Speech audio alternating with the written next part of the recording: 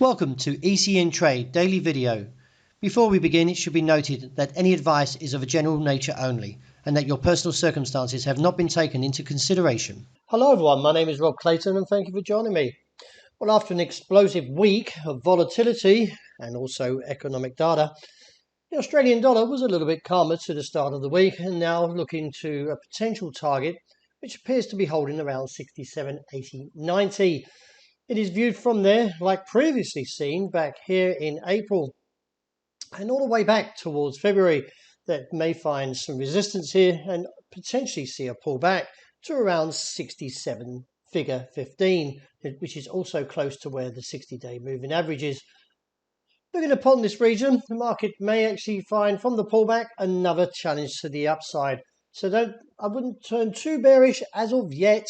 It just seems that the market's trying to establish somewhat of a bullish trend since the rejection of 65.90.95. If the market can continue, then we should see a rise up towards 68.55, 69 cents, or maybe even 70 cents. This call will hold as while we maintain above the 67 figure 15, or where the 60-day moving average is. As a close beneath there would negate the topside call and re-establish or reinstate the call back to 65.90.95. But the dollar gained slightly overnight, which sent the euro tumbling through the 110 area and now trading around 109.90. In light of the pattern, the call is very much still towards the bottom side after viewing two bearish outside range days, a number of rejections from that key level, which is at 110.60.75. The challenge should be back towards this bottom side around 109 figure 25. Looking ahead to this week, to the economic calendar, the US will release the key inflation numbers, and which may give us a bit more in terms of a clue on what the Fed will be thinking about in June when they re-meet for their monetary policy two-day session. It is viewed, though, that another hike could be seen at 25 base points, given the fact that the non-farm payrolls numbers last week were slightly upbeat and therefore could see a return in dollar strength, which should see the euro tumble back to that bottom side, as I mentioned, at 109 figure 25. And let's see if the bulls return like previously seen here. That was in early April. The dollar yen holding to its third day of gains, and since the recent tumble, the market has respected the level around 132.40.80 area. I like the way this pattern's shaping up and therefore may actually see a further climb towards the region of 135.45 to 136.20.30. Now the broader or the primary call is still there at 138, maybe up to 141.